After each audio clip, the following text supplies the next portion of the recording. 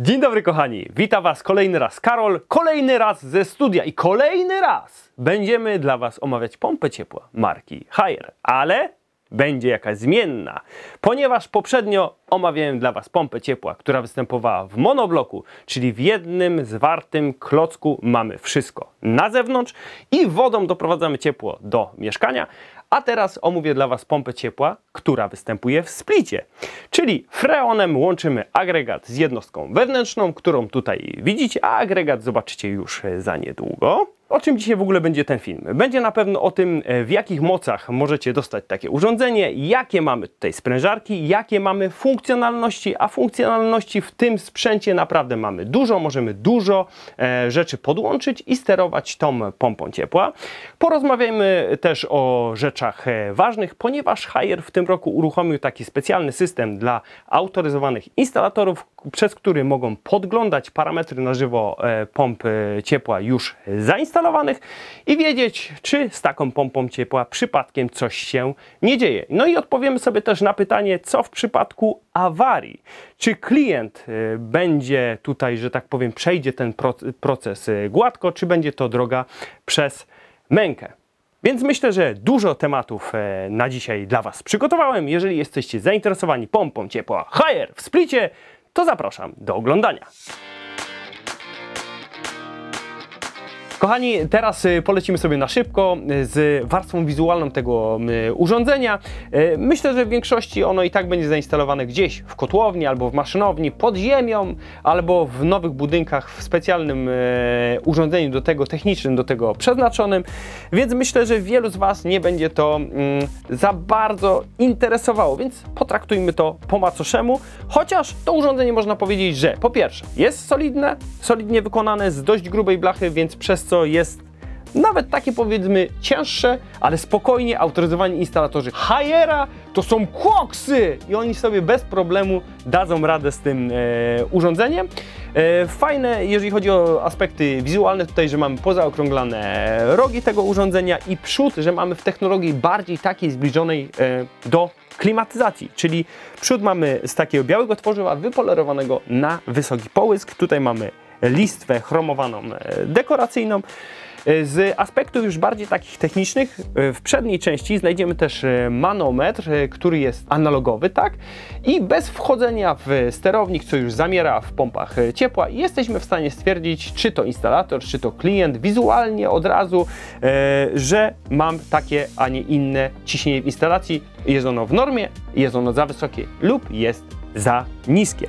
Nowość, jeżeli chodzi odnośnie pomp ciepła marki Haier, czyli mamy tu kolorowy wyświetlacz dotykowy, kolorowy sterownik, ale co ja Wam będę mówił o kolorach tęczy, jak ja tej tęczy jeszcze nie zaznałem, a żeby zaznać tą tęczę i móc Wam nagrać film odnośnie sterowania, klikania w tym sterowniku, ustawienia krzywej grzewczej i innych parametrów, to trzeba do któregoś z Was przyjechać. Trzeba taką pompę ciepła zainstalować, więc teraz mała reklama. Jeżeli po oglądnięciu tego filmu będziecie zainteresowani, stwierdzicie, fajnie by było taką pompę ciepła mieć, mieszkacie do 100 km od Katowic, to lećcie do opisu tego filmu, tam macie wszystkie dane, które potrzebujemy, niezbędne do sporządzenia oferty, będzie jakieś na pewno hasło promocyjne i wszyscy zwyciężą. My nakręcimy sobie filmik z montażu, przyjedziemy z zadowoloną ekipą, tak,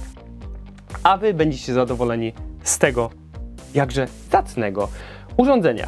I to tyle, jeżeli chodzi o warstwę wizualną, a teraz lecimy sobie do środka i zobaczymy, co ten kotek ma wewnątrz. I lecimy sobie teraz do środka. Żeby dostać się do środka, dwie śrubki odkręcamy od góry, dwie śrubki odkręcamy od dołu. Nie ciągnijcie mi tą za ten dół. On wygląda, jakby tutaj była jakaś magiczna klapka, ale w rzeczywistości tego nie ma. Odkręcacie te 4 śrubki góra-dół. Macie tutaj na takich zaczepach dodatkowych ten panel przedni, odchylacie go w jedną stronę i Waszym oczom ujawni się coś takiego. Kolejne śrubki do odkręcenia. Tutaj macie numer seryjny, tutaj macie schemat cały elektryczny instalacji i też macie kody błędów, które mogą Wam wyskoczyć w tym urządzeniu. Ok, myśmy sobie już to odkręcili i jesteśmy szczęśliwi, ponieważ możemy zobaczyć do środka. Co tutaj, Karolu kochany, można sobie podłączyć do tego urządzenia i omówię dla Was teraz poszczególne styki, które tutaj mamy. Jak widzicie, tutaj mamy styk, którym doprowadzamy zasilanie do jednostki wewnętrznej. Mamy tutaj wbudowaną różnicówkę i mamy tutaj, to może Was zmylić, to nie jest bezpiecznik, to jest rozłącznik, który jest do 63 A, więc instalując takie urządzenie na pewno trzeba zabezpieczyć je odpowiednim bezpiecznikiem nadprądowym, w zależności jakie urządzenie, jakiej mocy to będzie. Różnicówkę macie już wbudowaną. Jeżeli chodzi po kolei lecąc te płytki, które tutaj mamy, mamy płytkę, pod którą mamy sterowanie głównej pompy obiegowej, jeżeli chodzi odnośnie jej prędkości obrotowej. Mamy drugą małą płytkę, pod którą podłączamy komunikację do jednostki zewnętrznej oraz możemy podłączyć pod nią dodatkowy moduł sterujący. Podobny moduł jak mieliśmy ATW, który mieliśmy do monobloka, tylko nowszą wersję tutaj podłączamy. Za pośrednictwem niego, jeżeli na przykład chcecie sterować instalacją solarną, albo jeżeli chcecie sterować instalacją basenową, to między pompą a tym modułem ciągniecie komunikację. Te jednostki, że tak powiem, ze sobą się komunikują i wszystko gra i buczy. Następna płytka, którą tutaj mamy, służy głównie, już sobie zobaczę na piktogramy, mamy tutaj podłączenie dwóch pompek i mamy też wysterowanie dodatkowego źródła ciepła, ponieważ ta pompa jest w stanie na przykład zamiast wykorzystania grzałek jest w stanie na przykład Wam załączyć kocioł gazowy lub inne dodatkowe źródło ciepła. Ważne, co jest tutaj, cokolwiek podłączacie do tej pompy ciepła, te wszystkie styki, które są wyjściowe, są to styki niskoprądowe, więc pamiętajcie o tym, żeby podłączać to przez stycznik, to wykorzystać tylko jako sygnał do cewki 230, tak? A już główne obciążenie, żeby szło przez ten stycznik. To mamy już umówione i mamy główną płytę, która znajduje się tutaj. Lecąc od dołu, przepraszam za mój angielski, mamy floor valve, czyli mamy zawór podłogowy. Jeżeli chcecie na przykład chłodzić klimakonwektorami, odciąć sobie podłogówkę, to podłączacie tutaj zawór. Tutaj SV1, powiem szczerze, nie wiem do końca i nie zweryfikowaliśmy to z pomocą techniczną, z którą przed chwilą rozmawiałem. Nie doszliśmy do tego, jaki to jest zawór, ale to widzicie dokładnie teraz na ekranie, co to jest. Three-way valve, czyli mamy normalny zawór trójdrogowy, który przełącza nam obiegi między grzaniem ciepłej wody użytkowej a centralnego ogrzewania. Mixing valve. Jest tutaj, oczywiście mamy 3 styki, czyli będzie to pewnie na tej zasadzie, że mamy otwarcie lub zamknięcie w jedną stronę, zarówno właśnie dla tego zaworu trójdrożnego lub zaworu miksującego i jest to zorganizowane w ten sposób, że jeden z obiegów jest to obieg bezpośredni, a drugi z obiegów jest to obieg, pod który podłączacie mieszacz. Tak to jest tutaj realizowane. Lecąc dalej, co my tutaj mamy? Tank heater, jest to wyjście grzałki, którą macie włożoną w boiler, oraz freeze heater, czyli macie tutaj wyjście na podłączenie grzałki do tacy ociekowej w agregacie. Dalej macie 2 strefy, termostaty do 2 stref, które możecie sobie zrobić i sterować za pośrednictwem tej pompy. No i dodatkowo, jeżeli chcielibyście, może wszystkich rzeczy nie będę, że tak powiem, tutaj przelatywał. Ważne jest to, że tutaj w zestawie dostajecie z pompą ciepła i czujnik temperatury w boilerze. Jeżeli chcielibyście uruchomić sobie na przykład sterowanie 2 strefami, to potrzebujecie albo mierzyć temperaturę powietrza w tych 2 strefach, Albo musicie mierzyć temperaturę, jeżeli chcecie operować po krzywej grzewczej, mierzyć sobie temperaturę, jaka wychodzi na daną strefę i radzę Wam, ponieważ jest to wpinane na tych kostkach, radzę Wam kupić oryginalne czujniki u Haiera, u przedstawicielstwa z Haiera, tak. Można też oczywiście o odpowiedniej rezystancji dopasować sobie czujniki, ale wtedy nie będziecie mieli tych kostek i myślę, że to jest bardziej wtedy upierdliwe. I jeżeli chodzi o część elektryczną, to myślę, że tutaj z najważniejszych rzeczy to jest tyle. Teraz odkręcimy sobie jedną śrubeczkę, która mi tutaj została i trzyma całość. Normalnie trzyma się to na 2 albo nawet na 4 śrubkach, które tutaj mamy, ta część elektryczna. Jest ona na zawiasach, odchylamy i przechodzimy, co mamy tutaj w środku w tym urządzeniu, jeżeli chodzi o część hydrauliczną. Lecimy sobie z kotkiem w środku, część hydrauliczna i popatrzcie, uchylam rąbka tajemnicy i ważny jest ten ruch do siebie. Tak.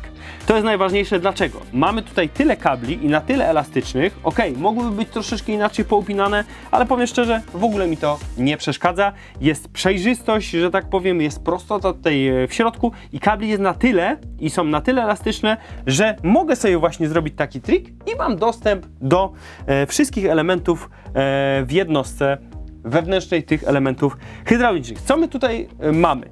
Od góry jadąc mamy taki moduł grzałki. Grzałka tutaj jest sekcyjna. Mamy sekcję 1 kW plus 3 kW, czyli łącznie 4 kW grzania dodatkowego.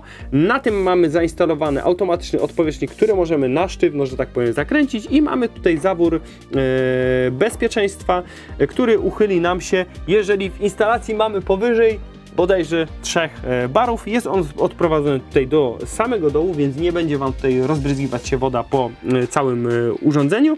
Zleci sobie tutaj i wyleci sobie krótcem tym dolnym, pod który też podłączacie, jeżeli chcecie na przykład wykorzystać tą pompę do chłodzenia. Jeżeli coś by się wykropiło wtedy podczas chłodzenia, spadnie sobie na dół na tacę ociekową i wypłynie odpływem do kanalizacji. Co my jeszcze tutaj mamy? Do tej zespołu grzałki mamy podłączony wymiennik płytowy. Jest to serce w centrum tego urządzenia po stronie hydraulicznej, który jest dodatkowo owinięty izolacją z kauczuku syntetycznego. Bardziej wysunięte na przodzie, też obizolowane kauczukiem. Mam tutaj naczynie przeponowe. Ogólnie powiem Wam szczerze, większość elementów, które tutaj mamy, jest obizolowane kauczukiem, więc nawet jeżeli zainstalujecie takie urządzenie w jakiejś maszynowni, która jest w nieogrzewanym pomieszczeniu, nie będzie tutaj nadmiernej wytraty, że tak powiem, energii na ogrzanie tego pomieszczenia, czyli grzejecie po prostu oszczędniej. To naczynie przeponowe nie jest jakieś przepastne i powiem szczerze, piszą w DTR-ce, że to jest chyba wystarczające do 140 albo do 160 litrów instalacji to naczynie i to by było fajnie, już do większości powiedzmy takich nowszych domków by to wystarczało, ale z mojego doświadczenia i objętości tego naczynia przeponowego powiedziałbym bardziej, że to jest do domków takich 100-120 litrów objętości całej instalacji. Jeżeli mówimy tutaj o grzaniu niskotemperaturowym, czyli jakaś podłogówka, jeżeli to by były grzejniki, grzanie do 45, 50 albo 55 stopni, to powiem szczerze, na pewno trzeba zastosować tutaj naczynie zewnętrzne, bo dojdzie Wam do tego bufor i nie zmieścicie się w rozszerzalności cieplnej wody. Nie będzie co miało, że tak powiem, skompensować właśnie tego nadmiaru cieczy. Co jeszcze tutaj znajdziemy? Znajdziemy mnóstwo obczujnikowania. Znajdziemy na pewno tutaj czujnik przepływu. Z tego co kojarzę, jest to czujnik ultradźwiękowy, więc nie jest tylko wykrywanie, czy ten przepływ jest, czy nie jest, tylko mamy tutaj wykrywanie, ile tej wody faktycznie nam przepływa. Znajdziemy tutaj wpięcie manometru, który jest z przodu. Poniżej mamy pompkę renomowanej firmy Grundfos. Z tego co kojarzę, w tych urządzeniach, w zależności pewnie od mocy urządzenia, może być to albo Grundfos, albo to będzie Wilo.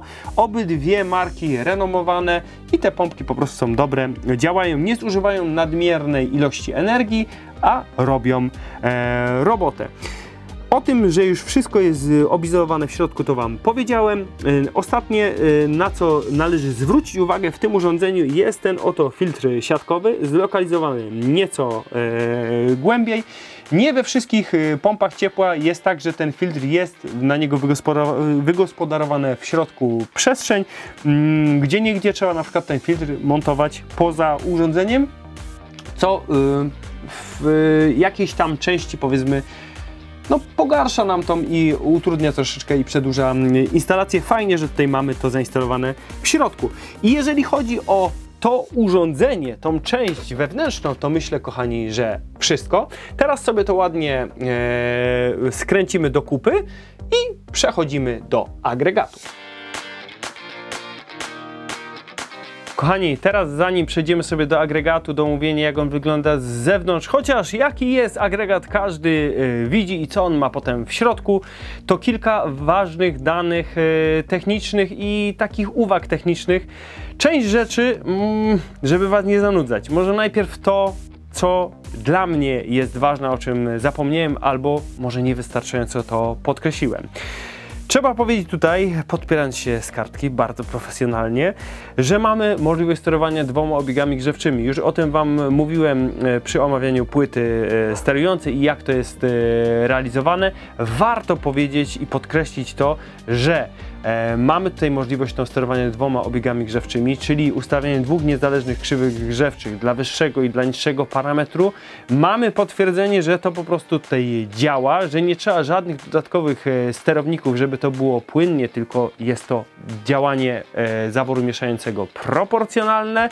A co za tym idzie, instalacja jest tańsza, bo nie trzeba dodatkowego sterownika i po drugie, jeżeli mamy to zarządzane przez pompę ciepła, działa to najpłynniej i najbardziej ekonomicznie. Mamy tutaj możliwość cichej pracy w trybie nocnym, możliwość podłączenia dodatkowego sterownika przewodowego. To nie jest standard w każdej pompie. Możecie zostawić ten sterownik, żeby była łatwa obsługa chociażby serwisu, który widzieliście, ten kolorowy wyświetlacz. Zostawiacie go w pompie w jednostce wewnętrznej, nigdzie go nie przenosicie, podłączacie sobie dodatkowy sterownik, za pomocą którego na przykład z pokoju jesteście w stanie sterować i zarządzać pracą pompy. Możliwość wygrzewania jastrychu, czyli mamy tutaj tryb wygrzewania wylewki. Funkcja, myślę, przydatna w nowych domach. Jeżeli nie chcecie stopniowo zwiększać sami sobie temperatury na zasilaniu, to możecie taką funkcję sobie odpalić. I mamy tutaj też styki SG-REDy, czyli jeżeli macie fotowoltaikę i chcecie na maksa energooszczędnie zarządzać pompą ciepła, jeżeli jest produkcja, to wykorzystywać ją do ogrzewania, jak najbardziej jesteście w stanie tu bez dodatkowych żadnych modułów to realizować za pomocą pompy ciepła Haier w splicie. I co jeszcze? Opcjonalny moduł Wi-Fi. O tym jeszcze nie wspomniałem. Mamy tutaj możliwość w standardzie. Nie mamy wbudowanego modułu Wi-Fi, ale za niewielką opłatą, bo jest to kilkaset złotych, jesteśmy w stanie do tej pompy ciepła dorzucić sterowanie z Wi-Fi, za pomocą którego jesteśmy w stanie załączyć i wyłączyć pompę ciepła, zmienić sobie temperaturę wody, zmienić sobie temperaturę też nastawioną i wiele więcej funkcjonalności, które myślę, że lepiej Wam omówię, jak będziemy już mieli finalny odcinek z montażu tej pompy. A teraz znowu nieprofesjonalnie, wspierając się kochani, kartkami, myślę, że możliwie na szybko. Ja poruszę tylko najważniejsze tutaj tematy, a resztę rzeczy będziecie mieli jako pokaz slajdów, czyli jakie mamy tutaj w ogóle moce urządzeń. Mamy tutaj urządzenie o mocy 4, 6, 8 i 10 kW. Wszystkie urządzenia o zasilaniu jednofazowym. Zasilanie dostarczamy osobno do jednostki wewnętrznej i osobno do agregatu. Są różne zabezpieczenia, ale to widzicie teraz przed sobą. Wszędzie mamy sprężarkę Mitsubishi Electric, więc znowu sprężarki, które są tutaj zastosowane w urządzeniu, są najwyższej jakości i można powiedzieć, że w każdym, w dwóch najmniejszych, czyli w 4 i w 6 mamy sprężarki różnej wydajności, a w 8 i w 10 mamy już sprężarkę o tej samej wydajności. Lecąc dalej, jakie są wymagania montażowe? Generalnie musi być minimum minimum 30 cm plecami pompa odsunięta od budynku, 30 cm na jakichś konstrukcji, krawężnikach czy na czymś, trwale, że tak powiem, postawiona na podłożu. Długości instalacji, jeżeli chodzi o odnośnie 4 i 6, 8, 10, jeżeli chodzi o minimalną długość instalacji, to standard taki, czyli 3 metry, jeżeli chodzi o odnośnie długości freonu.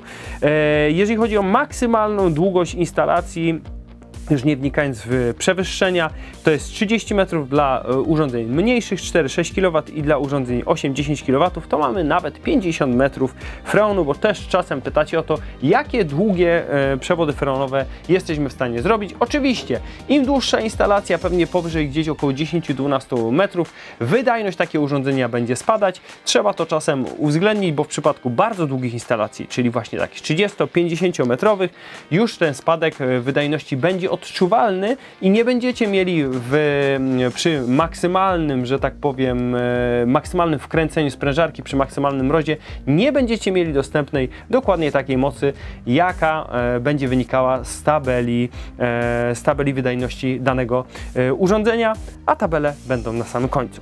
Ok, jeżeli chodzi odnośnie wymagań montażowych jeszcze z samego układu hydraulicznego, no to jest wymagany filtr siatkowy na CO i CW, ale co? Mamy w środku wbudowane, więc w sumie to wymaganie mamy już zaliczone. Wymagany filtr magnetyczny na powrocie CO i CW, czyli na wspólnym. Separator powietrza, tutaj piszą, że jest na zasilaniu. Ciekawe co w przypadku, jeżeli mamy separator 2 w jednym, który standardowo w pompach ciepła montujemy na powrocie. Myślę, że to też jest tutaj dopuszczalne, ale wymogi instalacyjne są takie, że musi to być. Następny slajd, jaki Wam polecam, to jest, jeżeli chodzi odnośnie średnicę przyłączy, jakie potrzebujemy do danej pompy. To znaczy, średnica przyłączy jest zawsze ta sama, czyli tutaj wychodzi nam 1 cal gwint zewnętrzny, ale rury, jakimi możemy poprowadzić główne rury, główne średnice, jakie musimy poprowadzić, widzicie właśnie na ekranie. Jeżeli chodzi o zasobnik CW, to też mamy piękną tabelkę tutaj. Do najmniejszej pompy to tutaj mamy 1 m2, jeżeli chodzi o powierzchnię wymiany ciepła w wężownicy. Do największej pompy ciepła musimy mieć minimalną powierzchnię wężownicy 3,2 m2. Nieograniczony minimalny zład wody to jest 15 litrów na kilowat mocy urządzenia. Myślę, że spokojnie, nawet przy mniejszym zładzie wody i zapewnionym odpowiednim przepływie by to działało, ale patrząc na wymogi gwarancyjne, musimy się stosować do tabelki, którą widzicie teraz na ekranie. Jeżeli chodzi o zastosowanie bufora, to tak jak teraz też widzicie, są takie zastosowania, kiedy możemy tą pompę ciepła podłączyć na ostro, czyli zasilanie bezpośrednio przez zawór trójdrogowy i albo do centralnego ogrzewania, czyli na przykład do podłogówki, która nie ma w ogóle żadnego sterowania, ma zakłócony zład wody, odpowiedni ten zład wody, możemy wtedy to zrobić na ostro, lub sytuacje, gdzie mamy podłogówkę lub mamy grzejniki, które mają niewystarczający zład wody, wtedy musimy zastosować bufor. Może być to na przykład w niektórych przypadkach bufor na powrocie, a w niektórych przypadkach dobrze by nawet było zastosować bufor równolegle, ale to wszystko wynika Wam z tabelki. Jeżeli chodzi o przekroje przewodów i zabezpieczenia, tutaj chyba nie ma co za bardzo omawiać. Jaką pompę macie, takie musicie doprowadzić odpowiednie zabezpieczenie do jednostki wewnętrznej i do jednostki zewnętrznej. Wynika to z tabelki. Obowiązki APS przy wykonywaniu procedury pierwszego uruchomienia. To myślę, że dokładnie będziemy omawiać właśnie przy uruchomieniu tego urządzenia, które będziemy u któregoś z Was instalować, i myślę, że najlepiej będzie to, że tak powiem, w toku tutaj wytłumaczyć. Ostatnie na co należy zwrócić uwagę, to mamy tabelę wydajności. Są one podane przez producenta i są to tabele już, które nie są, że tak powiem, wyssane z palca, odpowiadają rzeczywistości. Mamy tu wydajności minimalne, nominalne, maksymalne dla każdego urządzenia i teraz friki, widzicie je na ekranie, a my możemy, kochani, po tym jakże miłym steku informacji, nie mylić z bzdurami, przejść do agregatu. co ja Wam mogę dużo tutaj opowiadać? Generalnie ten agregat wymiarów nie mierzyłem, nie porównywałem, ale wygląda identycznie jak Haier 8 monoblock i generalnie brakuje mu tylko tutaj dwóch takich hydraulicznych przyłączy. Jeżeli chodzi o takie względy wizualne, wygląda tak samo. Jeżeli chodzi o wizualnie, wentylator, jego wielkość i tak dalej, wygląda to wszystko tak samo, więc myślę, że jeżeli chodzi o głośność, urządzenie 8-10 kW będzie porównywalna. Co tutaj? Jeżeli chodzi o przyłącza freonowe, mamy wyjścia takie zrobione. Jeszcze urządzenie nie rozkręcałem, więc dokładnie nie wiem, jak to tam wychodzi w środku, ale widzę, że są takie miejsca do wybicia zarówno na freon, zarówno na zasilanie, na komunikację. Tutaj od przodu, od boku i od tyłu urządzenie jesteśmy w stanie sobie takie przejście zrobić. Nie mamy tutaj żadnego wyjścia freonowego, które by już od razu wystawało na zewnątrz. Więc teraz magicznie przenosimy się do środka tego urządzenia, rozkręcamy i zobaczymy, co ten kotek ma w środku. Lecimy sobie, jak widzicie, agregat mamy rozdziewiczony i w środku muszę powiedzieć, że panuje jak najbardziej ład i troszeczkę technologii mamy tutaj zgromadzonych w małej przestrzeni. Pierwsze co, jeżeli ściągniecie sobie obudowę, to od tyłu obudowy macie też, tak samo jak w przypadku monoblocka, macie złącze akurat tutaj tylko jedne, BM1, którym ustawiacie, jaka to ma być moc agregatu, czy to jest agregat 8, czy to jest agregat 10 kW. Macie też tam kody błędów, nie wiem, czy są to akurat wszystkie kody błędów, jakie mogą wystąpić w tym urządzeniu, ale generalnie kilka, pewnie takich najbardziej spotykanych kodów błędów jest tam wyszczególnionych. Jeżeli chodzi o to, co mamy, jakie mamy różnice względem monoblocka mamy podstawową różnicę taką, że nie mamy tutaj wymiennika freon woda. Płyta, jeżeli chodzi odnośnie płytę sterującą tą główną elektroniki, jest ona zlokalizowana w pionie, tak, a nie jest ona zlokalizowana w poziomie na górze. To jest główna tutaj różnica. Jeżeli chodzi odnośnie lecąc poniżej płyty, mamy przyłącza zasilania. Z ważnych rzeczy, które tutaj mamy, od boku jeszcze mamy zlokalizowany wyświetlacz, na którym jesteśmy w stanie za pomocą przycisków 4, czyli tak samo jak w monobloku, jesteśmy w stanie podglądać sobie parametry, które mamy obecnie, no wyklikując odpowiednią kombinację switchami. To, co tutaj mamy od przodu, to przyłącza freonowe, przyłącze gazowe, przyłącze cieczowe oraz przyłącze serwisowe. Też taki przyłącz nie w formie zaworku szerderka, tylko przyłącz taki w formie zaworu kątowego 1/4 cala. To, co widzicie tutaj, to jest widok, że tak powiem, taki SOTE, tylko bez obudów. Jak ściągniemy sobie żubranko, które jest dobrej klasy, z zewnątrz guma, w środku bogate wytłumienie, więc myślę, że będzie dobrze tłumić też tutaj hałas. Co zobaczymy? Zobaczymy sprężarkę, która dodatkowo jest miejscami wytłumiona i wycieplona. Co jeszcze trzeba powiedzieć? Mamy tutaj podwójną czapeczkę. U niektórych producentów w ogóle na sprężarce nie ma tej czapeczki, czyli tego wytłumienia, które jest na górze, a tutaj mamy to wytłumienie dwuwarstwowe, więc chwała im za to. Na karterze sprężarki mamy tutaj grzałkę, po to, żeby zewnętrznie można było wygrzewać olej w sprężarce, żeby ona bezawaryjnie mogła ruszyć w nawet najcięższych warunkach. Nie wiem, jak mam minus 20 stopni na zewnątrz, to wstępnie podgrzewany jest olej i jak sprężarka nie działa i może ruszyć, nie ma obawy przed tym, że zostanie ten olej wypluty ze sprężarki, a on tylko tutaj tak naprawdę jest nam potrzebny, w reszcie układu w ogóle nie jest potrzebny. Jeżeli chodzi o budowę chłodniczą tego układu, to też mamy kilka rzeczy, które odbiega tutaj od normy, ponieważ patrząc tak po ilości przewodów, które do tych dziwnych takich baryłeczek dochodzą, mogę twierdzić, że mamy tutaj do czynienia z dwoma przetwornikami ciśnienia. Jeden zlokalizowany, co się zdarza, na wysokim ciśnieniu, ale drugi przetwornik ciśnienia jest zlokalizowany na niskim ciśnieniu.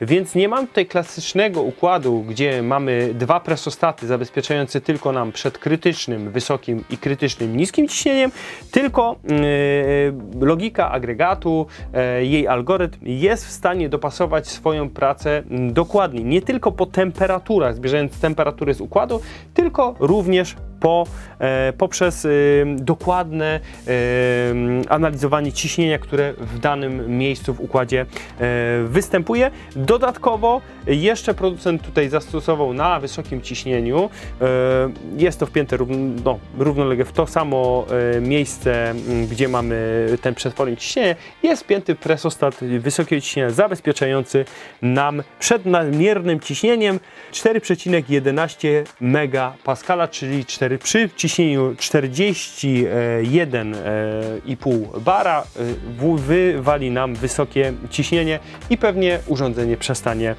działać. Co jeszcze tutaj mamy z takich rzeczy niespotykanych pod tym żubrankiem? Już sprawdziłem, teraz widzicie to na ekranie.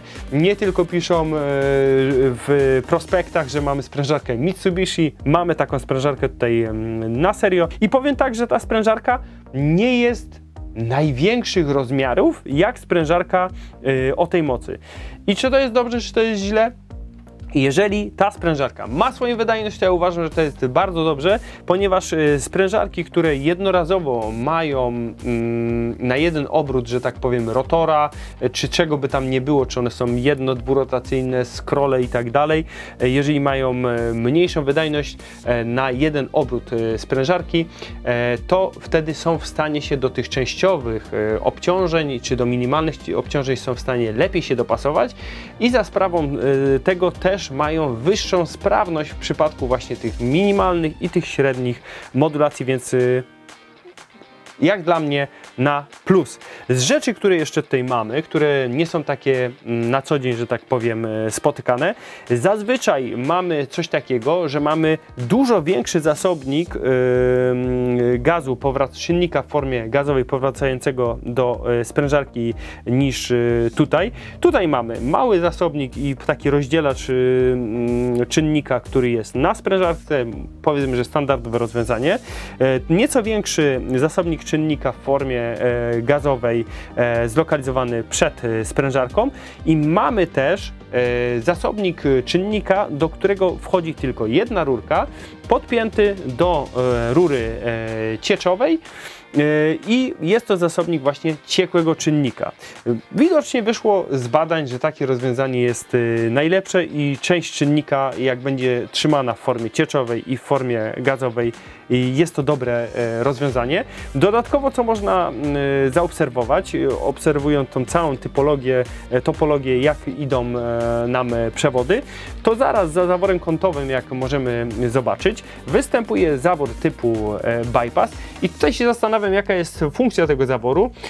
Czy to jest funkcja jakaś zabezpieczająca, czy to nie jest funkcja jakaś, za pośrednictwem której przez kapilarę taką drobną, którą tutaj za bypassem mamy, jest połączenie między rurą cienką a rurą ssawną do sprężarki, co sugerowałoby też, że może być taki dotrysk czynnika po to, żeby masowo tego czynnika było więcej i na przykład, żeby kosztem energii elektrycznej mogła sprężarka wygenerować sobie większą moc układu samego chłodniczego. Dokładnie jak to jest, to mogę się tylko domyślać, bo na dzień dzisiejszy takiej wiedzy dokładnej nie mam.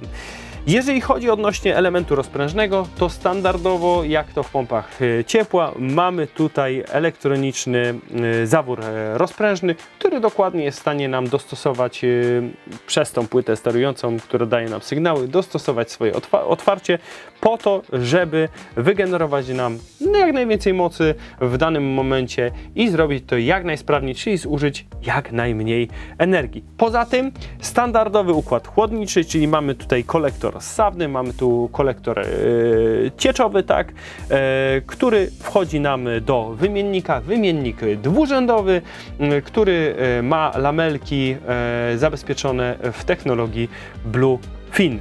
Co wam jeszcze więcej mogę powiedzieć o tym agregacie?